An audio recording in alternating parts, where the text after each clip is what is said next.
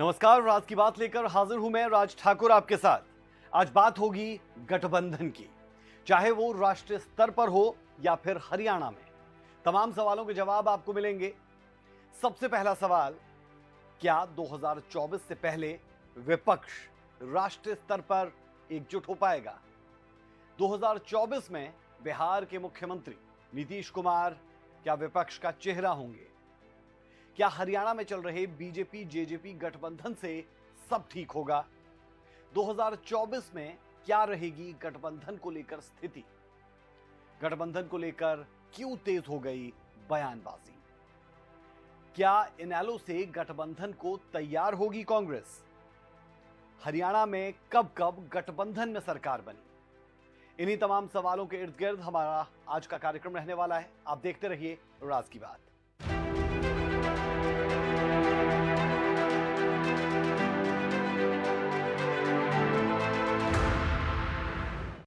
देश में लोकसभा चुनाव में अभी करीब 1 साल का समय बचा है, लेकिन 2024 की चुनावी जंग के लिए सियासी बिसात अभी से बिछने लगी है। बीजेपी के नेतृत्व वाले एनडीए को चुनावी शिकस्त देने के लिए विपक्षी एकजुटता की बात कर रहे हैं। इसे लेकर बिहार के मुख्यमंत्री नीतीश कुमार एक्टिव मोड में नजर आते हैं। बिहार के मुख्यमंत्री नीतीश कुमार ने पिछले दिनों डिप्टी सीएम तेजस्वी यादव के साथ दिल्ली पहुंचकर कांग्रेस अध्यक्ष मल्लिकार्जुन खड़गे, राहुल गांधी और दिल्ली के मुख्यमंत्री अरविंद केजरीवाल के साथ मुलाकात भी की। राज की बात यह कि बिहार के मुख्यमंत्री नीतीश कुमार के साथ ही कुछ और नेता भी विपक्षी दलों को एक ही छतरी के नीचे लाने की कोशिश में लगातार जुटे दिखते हैं।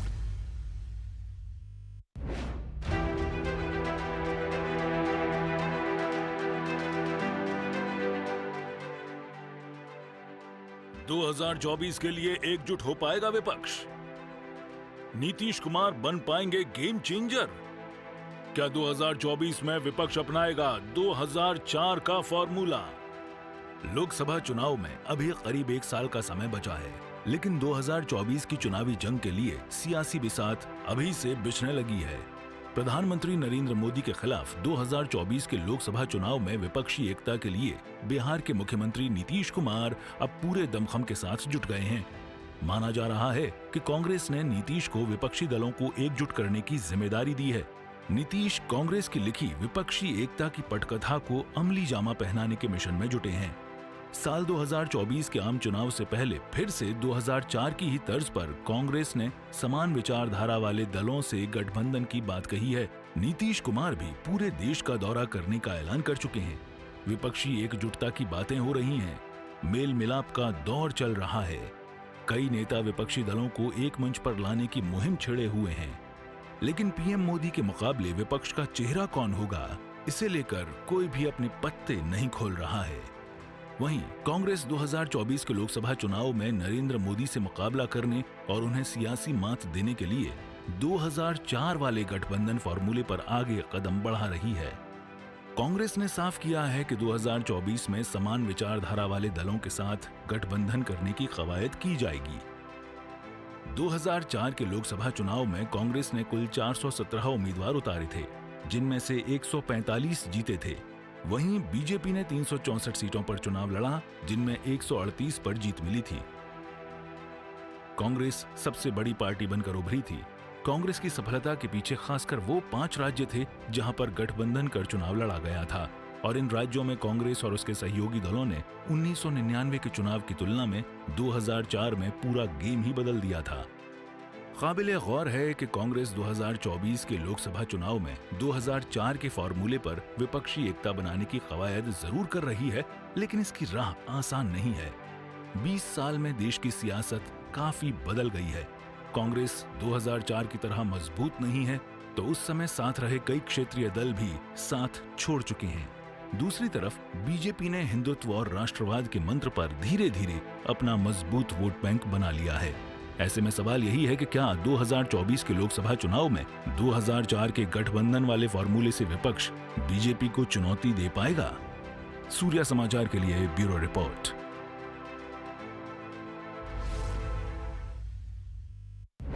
अगले साल यानी 2024 में हरियाणा में भी विधानसभा चुनाव होने हैं। वर्तमान सरकार जेजेपी बीजेपी गठबंधन की है। इसी सिलसिले में अब 2024 के लिए भी सभी दलों के बीच गठबंधन को लेकर अटकलें तेज हो चुकी है। बीजेपी जेजेपी गठबंधन के नेताओं की बयानबाजी से राजनीतिक माहौल गरमाया हुआ है। बयानबाजी के बारे में तो हम आगे बात करेंगे, लेकिन इससे पहले आपको अपनी स्पेशल रिपोर्ट में हरियाणा में बीजेपी का पूरा सफर दिखाते हैं और समझाने की कोशिश करते हैं कि बीजेपी जेजेपी गठबंधन के पीछे राज की बात क्या है।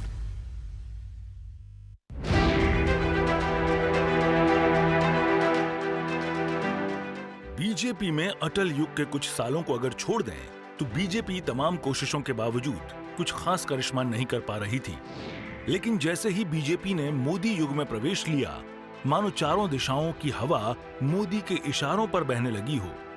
और इसका परिणाम यह निकला कि जिस हरियाणा के राजनीतिक भंवर में बीजेपी की नाव दशकों से गोते खा रही थी, मोदी लहर में बड़े आसानी से किनारे लग गई। साल 2014 के विधानसभा चुनाव में ऐसा पहली बार हुआ जब बीजेपी 47 सीट जीतकर पूर्ण बहुमत हासिल कर पाई। इस ऐतिहासिक जीत के बाद एक और उन नेताओं और कार्यकर्ताओं में खुशी का ठिकाना नहीं था जो पिछले कई सालों से बीजेपी का झंडा उठा रहे थे, तो दूसरी ओर एक साफ छवि वाले सीएम की तलाश भी जारी थी। कयासों का बाजार गर्म था। चुनावी पंडितों की ओर से हर दिन नाम उछाले जा रहे थे, लेकिन ये सभी नाम सिर्फ कयास बनकर ही रह गए। सीएम पद के लिए बीजेपी आला कमान की मुहर मनोहर लाल पर लगी। इस फैसले ने हर किसी को हैरान कर दिया। तरह तरह की बयानबाजी शुरू हो गई, लेकिन केंद्रीय नेतृत्व मन बना चुकी थी कि प्रदेश को एक ऐसा सीएम दिया जाएगा जिसकी छवि बेदाग हो, अवाम के हित में काम करने की निष्ठा हो और परिवारवाद, जातिवाद, क्षेत्रवाद की राजनीति से ऊपर सोचता हो। आला कमान के इन सभी मानकों पर मनोहर लाल बिल्कुल फिट बैठ गए थे।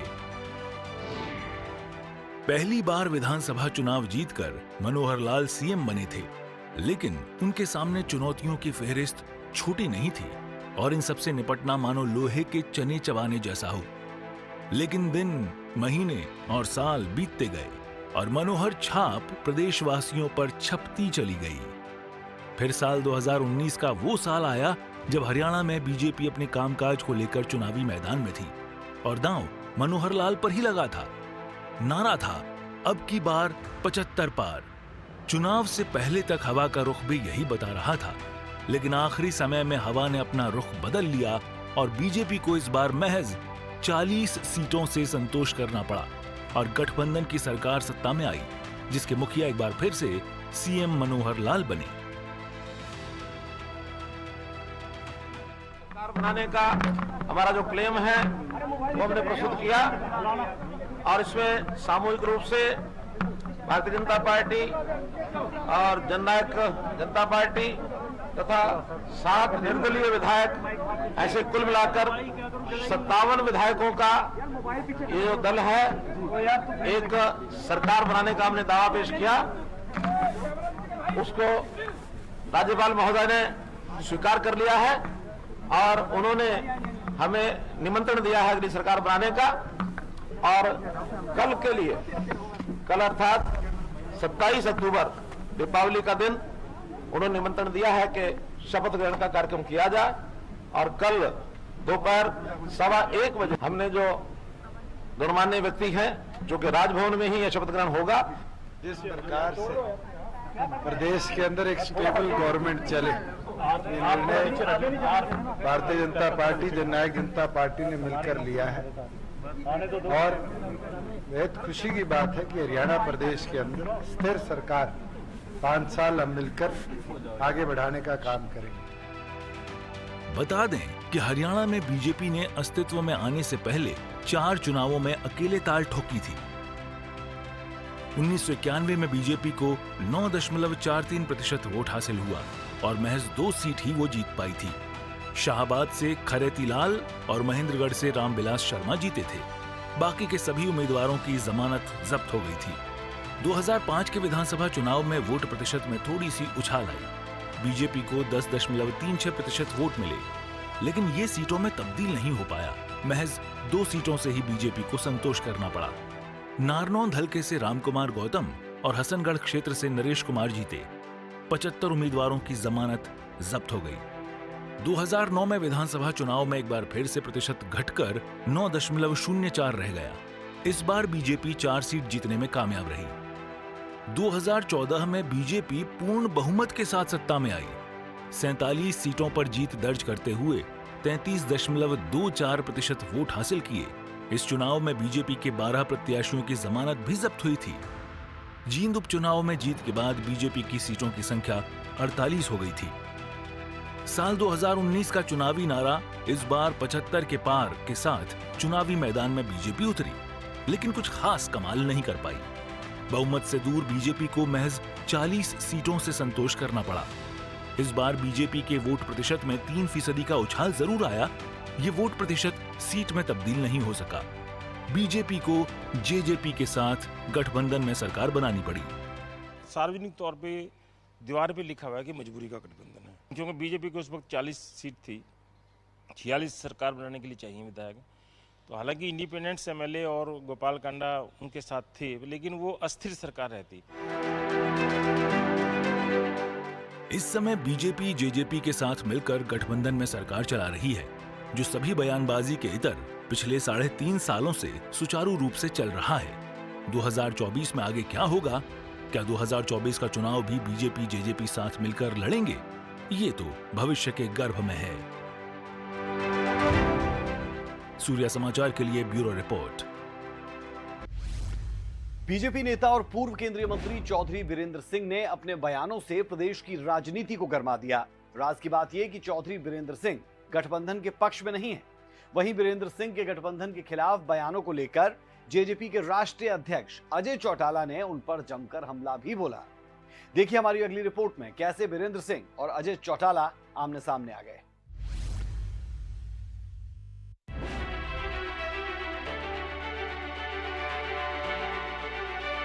चौधरी वीरेंद्र सिंह है क्या राजनीतिक दल पे भारतीय जनता पार्टी का प्राइमरी मेंबर है सिर्फ। हरियाणा में 2024 के चुनावों से पहले ही सियासत का पारा चरम पर है।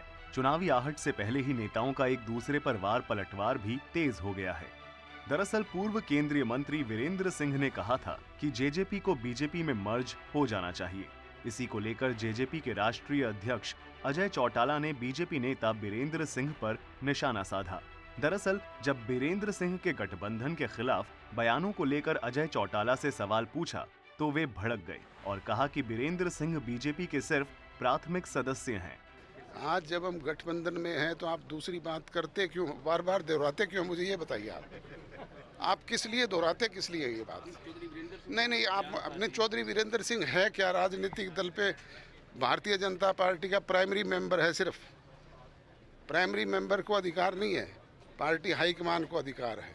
या तो भारतीय जनता पार्टी का शीर्ष नेतृत्व लेगा या अजय सिंह चौटाला की जननायक जनता पार्टी का शीर्ष नेतृत्व फैसला लेगा। वो कौन है, क्या चीज है वो? उनकी बेटी भी एमपी है। हाँ तो बेटे एमपी हैं तो एमपी है ना वो एमपी को अधिकार की जरूरत नहीं है, ये निर्णय पार्टी हाईकमान किया करती है। वहीं सूर्या समाचार के अंत्योदय कॉन्क्लेव में डिप्टी सीएम दुष्यंत चौटाला ने भी बीरेंद्र सिंह पर निशाना साधा था। दुष्यंत चौटाला जी के साथ जो समस्या है वो यही है, इनसे जब कोई भी सवाल पूछो बिल्कुल सधे हुए नेता की तरीके से उसका जवाब दे देते हैं, और जो दूसरी बात कहनी होती है उसे या तो दिग्विजय चौटाला कह देते हैं या फिर पार्टी का और कोई नेता कहते हैं कि मुख्यमंत्री तो बना के ही छोड़ेंगे, लेकिन दुष्यंत चौटाला अपने मुंह से ये बात नहीं बताएंगे हमें। अभी क्या जो आपकी नीतियां हैं उनको लागू करवाने में भाजपा के साथ संघर्ष करना पड़ता है या बात बन जाती है, और आने वाले 1.5 साल के बाद जो चुनाव होंगे अक्टूबर में होंगे तो उसमें गठबंधन साथ में मिलकर लड़ेगा? ये आप हमारे छोटे से मंच से एक बड़ा सा बयान दे सकते हैं? मैं अभी बोल के हटा था कि 1.5 साल मजबूती से चलेंगे और आगे भी मिलकर लड़ेंगे। अब बात जहाँ आती है कि गठबंधन रहेगा नहीं रहेगा, भविष्य की गर्भ में क्या है किसी को नहीं पता। हमारी सोच है जननायक जनता पार्टी की कि दोनों पार्टियां इसी मजबूती के साथ मिलकर लड़े, और मुझे लगता है भारतीय जनता पार्टी की भी लीडरशिप की सोच यही है। कुछ लोग हैं जो चाहते नहीं हैं, आपने नाम लिया वीरेंद्र सिंह जी का, मैं उनकी वाइफ को हराकर विधायक बना, वो क्यों चाहेंगे मैं साथ रहूं? वीरेंद्र जी के बेटे ने, विजेंद्र जी ने मेरे को हराया, भव्य को हराया, आज भव्य बीजेपी में उनके साथ है। ये तो परिस्थितियों की बात है कि कौन चाहेगा, कौन नहीं चाहेगा, आगे कैसे होगा, कौन सी सीट पे कौन लड़ेगा। मगर 90 की 90 सीट पे भारतीय जनता पार्टी तैयारी कर रही है और 90 की 90 सीट पे जननायक जनता पार्टी तैयारी कर रही है। प्रदेश में अगला साल चुनावी समर का साल है, जिसको लेकर सभी पार्टियां अपने चुनावी मोड में जुट गई है। दोनों पार्टियों के बीच गठबंधन रहेगा या साथ चुनाव लड़ा जाएगा, ये तो आने वाला वक्त ही बताएगा। लेकिन चुनाव से पहले ऐसे बयान प्रदेश में राजनीतिक सरगर्मियां जरूर बढ़ा रही हैं। सूर्या समाचार के लिए सिरसा से नकुल जसूजा की रिपोर्ट।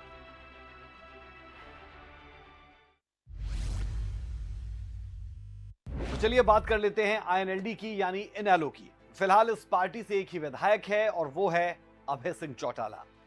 इनेलो इन दिनों परिवर्तन पदयात्रा निकालने के साथ साथ गठबंधन के लिए कोई साथी तलाश रही है। राज की बात यह कि इनेलो ने जब भी गठबंधन किया तो उसे सियासी फायदा भी पहुंचा। तो आखिरकार इनेलो गठबंधन करेगी तो किससे, और इनेलो गठबंधन को लेकर कांग्रेस क्या सोचती है, जानने के लिए ये रिपोर्ट जरा आप देखें।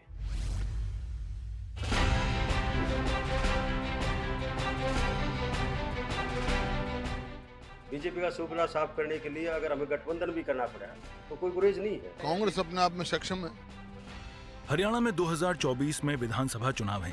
ऐसे में तमाम सियासी दल दांव पेच में लगे हुए हैं। प्रदेश में चौटाला परिवार में फूट के चलते पार्टी में विभाजन के बाद इंडियन नेशनल लोकदल बैकफुट पर चल रही है। लेकिन इनेलो अब आगामी विधानसभा चुनाव में अपनी किस्मत पलटने की कोशिश कर रही है। शायद यही वजह है कि इनेलो के प्रदेश अध्यक्ष नफे सिंह राठी ये कह रहे हैं कि इनेलो पार्टी को किसी के साथ गठबंधन भी करना पड़ा तो उससे भी कोई गुरेज नहीं है। मैं ये कह रहा हूँ कि हमने बीजेपी का सुपड़ा साफ करना है। बीजेपी का सुपड़ा साफ करने के लिए अगर हमें गठबंधन भी करना पड़ा तो कोई गुरेज नहीं है। क्या ये सिर्फ राठी का बयान है या फिर इसे इनेलो का माना जाए, ये तो आने वाले वक्त में ही पता चल पाएगा। लेकिन बड़ा सवाल यह है कि इनेलो के पास गठबंधन के क्या विकल्प हैं। आम आदमी पार्टी तो अभी हरियाणा में संगठनात्मक रूप से कमजोर ही है। कम से कम आप 2024 में सरकार बनाने की भूमिका में तो बिल्कुल नहीं है। ऐसे में विकल्प सिर्फ कांग्रेस का है। अब इनेलो अगर कांग्रेस के साथ जाती है तो चौटाला परिवार क्या अपना दर्द भूल जाएगा? क्योंकि चौटाला परिवार तो यही आरोप लगाता रहा है कि जेबीटी भर्ती घोटाले में ओपी चौटाला और अजय चौटाला को जेल भेजने के पीछे भूपेंद्र सिंह हुड्डा और कांग्रेस का ही हाथ रहा है। इतना ही नहीं, हरियाणा की राजनीति में कांग्रेस और इंडियन नेशनल लोकदल को एक दूसरे का धुर विरोधी माना जाता है। अभी तक इनेलो और कांग्रेस ने कभी भी गठबंधन करके कोई चुनाव नहीं लड़ा है। 2005 में हरियाणा ने इनेलो को हराकर ही राज्य में सरकार बनाई थी। इसके बाद इनेलो कभी भी राज्य में सरकार बनाने में कामयाब नहीं हुई। हालांकि नेता प्रतिपक्ष भूपेंद्र सिंह हुड्डा गठबंधन को लेकर ये दो टूक कह चुके हैं कि कांग्रेस अपने आप में सक्षम है। हम तो 3 साल से करें विपक्ष आपके समक्ष, वो अब उनके चुनाव के सामने उनको दिख रहे हैं, लोग याद आ रहे हैं। कांग्रेस अपने आप में सक्षम है। काबिले गौर है कि इनेलो ने जब जब गठबंधन में चुनाव लड़ा है तब उसे फायदा ही हुआ है। 1998 में लोकसभा चुनाव बसपा के साथ मिलकर लड़ा था। 10 सीटों में 3 पर बसपा और 7 पर इनेलो उम्मीदवार चुनाव मैदान में उतरे थे। इनमें 4 सीटों पर इनेलो और 1 सीट पर बसपा उम्मीदवार जीता। बाद में गठबंधन टूट गया और 1999 में उपचुनाव में इनेलो ने बीजेपी के साथ गठबंधन किया। इसके बाद 2000 के विधानसभा के आम चुनाव में भी इनेलो का गठबंधन बीजेपी के साथ रहा। इनेलो की इन दिनों प्रदेश में परिवर्तन पदयात्रा चल रही है। इसमें कोई दो राय नहीं है कि इंडियन नेशनल लोकदल फिलहाल अपने सबसे बुरे दौर से गुजर रही है। इनेलो को पिछले विधानसभा चुनाव में राज्य की 90 में से सिर्फ 1 सीट पर जीत मिली थी। इंडियन नेशनल लोकदल जेजेपी के टूटने के बाद काफी कमजोर हो चुकी है।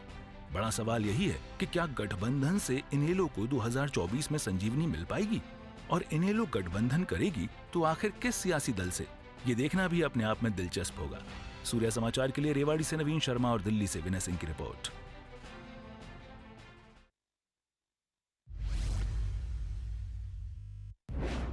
वहीं इनेलो सुप्रीमो ओम प्रकाश चौटाला ने भविष्य में कांग्रेस के गठबंधन से भी इनकार नहीं किया, साथ ही विपक्षी एकता के भी गुण गाए हैं। तो वहीं प्रदेश अध्यक्ष उदय वाहन ने गठबंधन को लेकर भविष्य पर छोड़ दिया कि जो होगा वो भविष्य में होगा। राज की बात यह कि मिशन 2024 के लिए इनेलो गठबंधन के लिए कोई साथी तलाश रही है।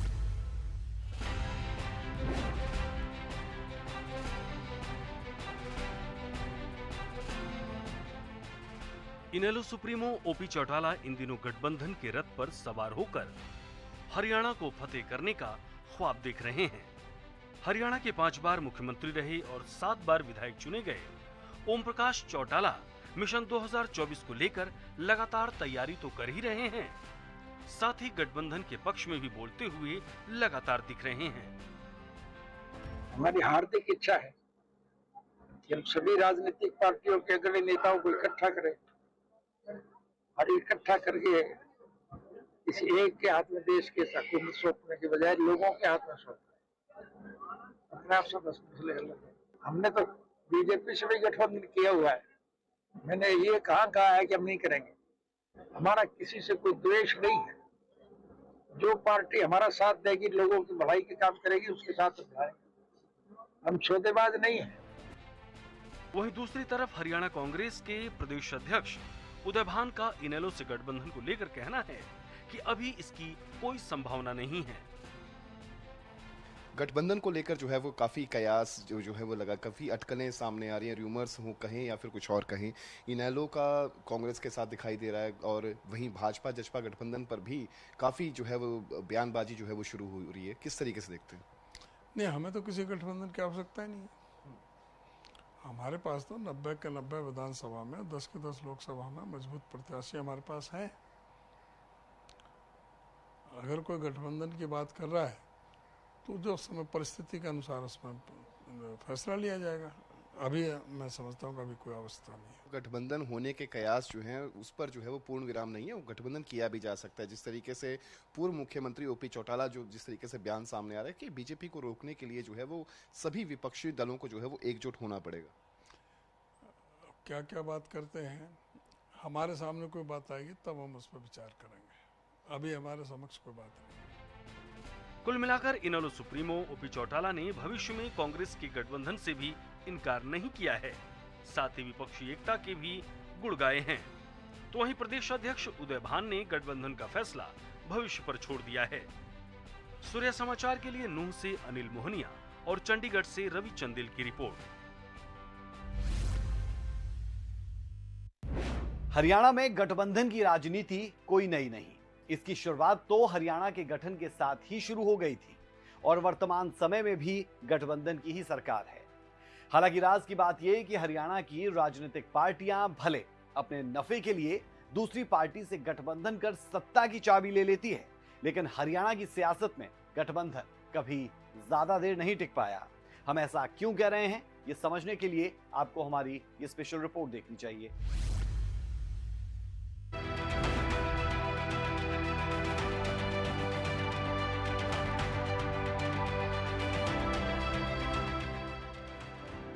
हरियाणा और पूरे देश में गठबंधन की राजनीति कोई नई नहीं है। जब भी किसी पार्टी को मौका मिलता है, सत्ता की चाह में अपने विरोधी से हाथ मिलाने में कोई गुरेज नहीं करती है। हालांकि बुद्धिजीवियों की माने तो गठबंधन की राजनीति कोई बुरी नहीं है, बशर्ते कि सरकार का लिया हर फैसला आवाम के हित में हो। बात हरियाणा की राजनीति की करें तो यहाँ की राजनीति को गठबंधन कभी रास नहीं आया। बावजूद इसके हरियाणा के गठन के बाद से ही राजनीतिक पार्टियां गठबंधन की सीढ़ी चढ़कर सत्ता के सिंहासन तक पहुंचती रहती है। हरियाणा के 4 लाल, जिनमें देवीलाल, बंसीलाल, भजनलाल और अब मनोहर लाल, किसी ने भी गठबंधन से गुरेज नहीं किया है। हालांकि अगर वर्तमान मुख्यमंत्री मनोहर लाल को छोड़ दें तो पिछली कोई भी सरकार गठबंधन में अपने कार्यकाल को पूरा नहीं कर पाई है। हरियाणा गठन के 1 साल बाद राव बीरेंद्र सिंह ने 1967 में हरियाणा विशाल पार्टी का गठन कर सत्ता हासिल की। अभी कुछ समय ही सरकार चल सकी थी कि उनके 2 विधायक गयाराम और हीरानंद आर्या ने मोर्चा खोल दिया, जिसके बाद सबसे पहले साल 1977 में देवीलाल के नेतृत्व में महागठबंधन बना। इस गठबंधन ने सत्ता भी हासिल कर ली, लेकिन कुछ समय बाद भजनलाल ने विधायकों को अपने साथ मिला लिया और देवीलाल की सरकार गिर गई, जिसके बाद साल 1980 में भजनलाल कांग्रेस में शामिल हुए और सरकार बना ली।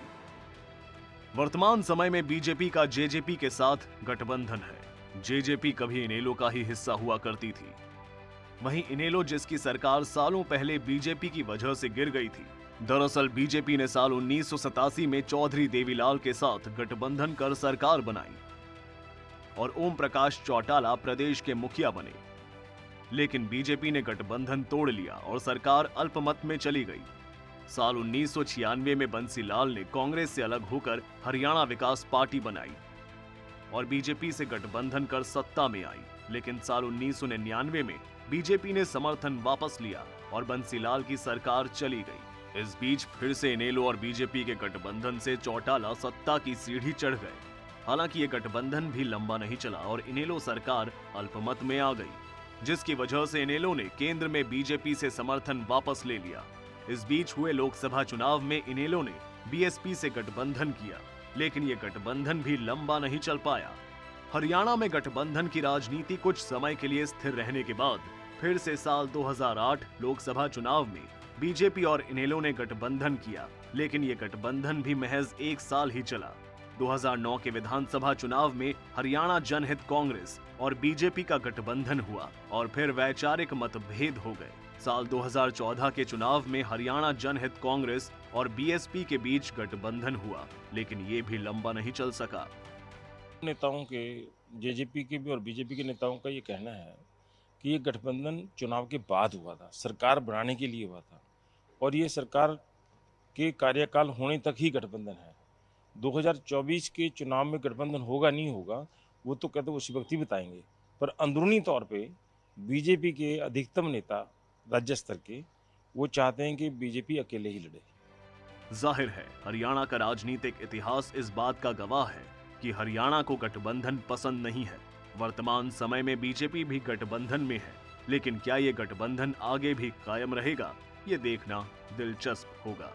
सूर्या समाचार के लिए चंडीगढ़ से रवि चंदेल की रिपोर्ट।